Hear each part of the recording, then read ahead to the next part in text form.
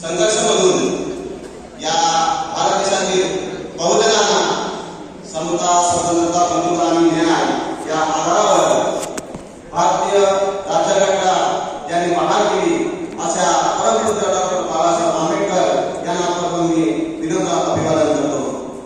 बंधूंनो, आज PS4 यांच्या माध्यमातून भारतीय संविधान सन्मान सुरक्षा संवर्धन राष्ट्रव्यापी महाजन अंतर्गत लोकतांत्रिक संविधानाचा लोक महोत्सव पागोळा येथे होता. या प्रबोधन सत्रामध्ये मला या जो विषय दिला आहे तो विषय असा आहे की मूल निवासी सामाजिक अभ्यासक्रमाचे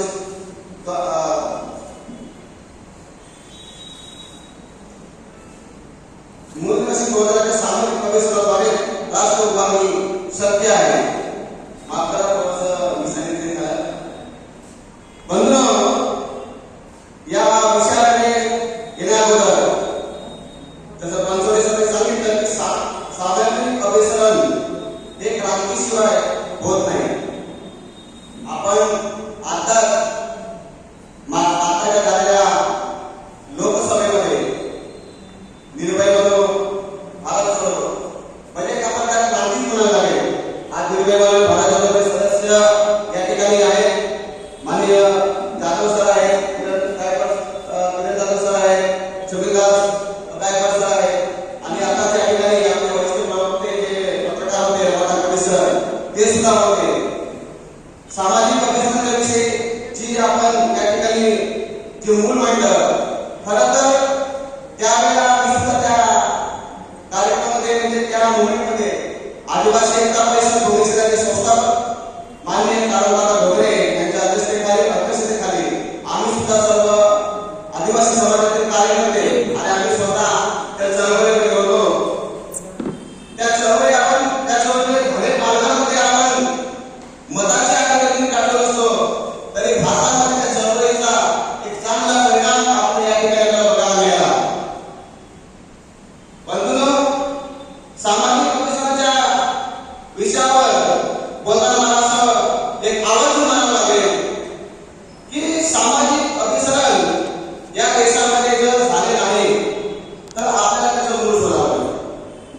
त्याचं मूळ आपल्याला शोधावं आहे की नेमकं असं काय घडलं की या देशामध्ये सामाजिक अभिसरण जे गेल्या 75 वर्षांमध्ये व्हायला पाहिजे होतं ते का झालं नाही.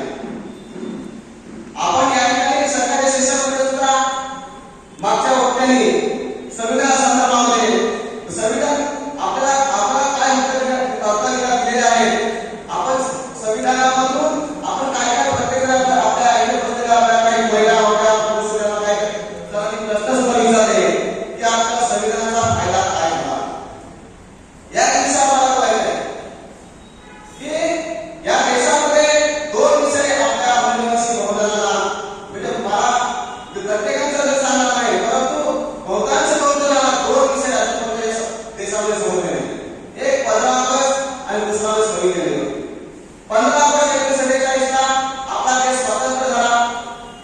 26 जानेवारी 1950 ला या देशामध्ये लोकशाही निर्माण झाली म्हणजे प्रजासत्ताक दिन पहिला 1926 जानेवारी साजरा झाला.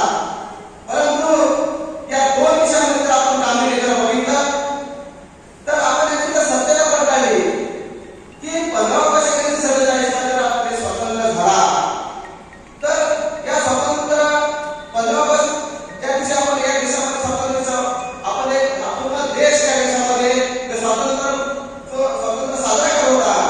परंतु दुसऱ्या दिवशी 16 ऑगस्ट 1947 ला आपल्या देशातील म्हणजे 3 दिवस आहे केले त्याने एक घोषणा केली की यह आजादी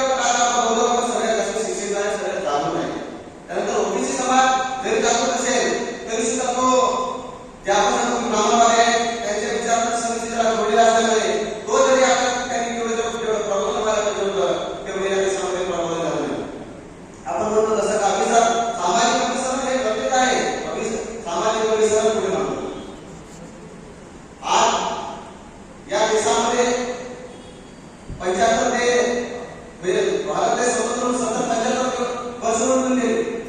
आज आमच्या समाजामध्ये ज्या आदिवासी समाजामध्ये आम्ही आज वावरतोय, आज तुम्हाला तुम्ही त्या शिक्षणाचा एक संदर्भ आपला दिला. तर साधारण त्या टायमाला मी 2011च्या दरम्यान मी याची आवाज होते. मी सुद्धा बांगशीचा एक कॅडर म्हणजे एक होतो आणि भारत मुक्ती मोर्चा संघटनेमध्ये सुद्धा मी एक सामाजिक चळवळीमध्ये काम केलं. आणि ज्या वेळेला सामाजिक म्हणजे ही जेव्हा आपण समाजामध्ये जातो आणि शिक्षित लोक असतात की आपण जेव्हा त्याला सांगतो की आता सध्या आपल्या रस्ता करते आहे ती चळवळ आणि समाजाकडे गेली पाहिजे.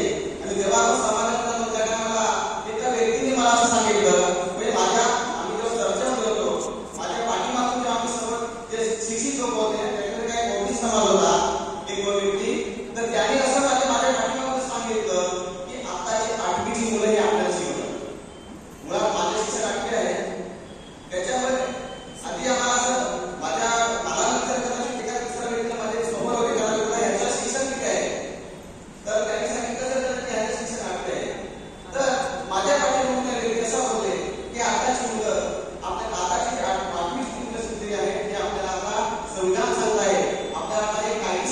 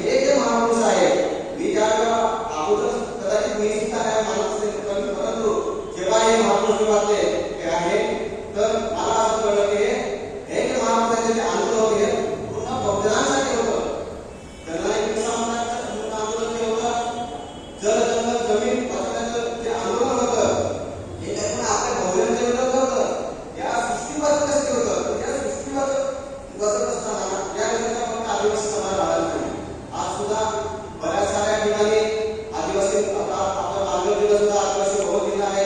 आदिवासी बहुल जिल्ह्यामध्ये संविधानाच्या 5व्या आणि 6व्या अनुसूची लागू आहे. परंतु विषय असा आहे की आपल्याला हे सांगण्यासाठी प्रथम आपल्याला या प्रत्येक गावामध्ये आणि जाऊन आणि आपल्याला हे प्रबोधन करणे गरजेचं आहे. भविष्यामध्ये सामाजिक अभ्यास जर करायचे असेल तर सरांनी सांगितलं असेल तर आणखी पर्याय नाही. तर आपल्याला हे क्रांती जर करायची असेल तर प्रत्येक महापुरुषाची विचारधारा ही प्रत्येक गावागावामध्ये प्रत्येक समाजामध्ये गेली पाहिजे. आणि हे करण्यासाठी बेसवर ज्या करण्यासाठी या ठिकाणी हे जे सत्र ठेवलं आणि या सत्रामध्ये मला प्रबोधन करण्याची संधी दिली. भविष्यात सुद्धा बहुजनांच्या सामाजिक परिसर जे काही कार्यक्रम होते आणि त्यासाठी माझ्या जे काही होणार असेल मी निश्चितच करेन. आणि या ठिकाणी मला आपण पुन्हा एकदा पोलीस समितीच्या त्यासाठी आपण धन्यवाद सर. आणि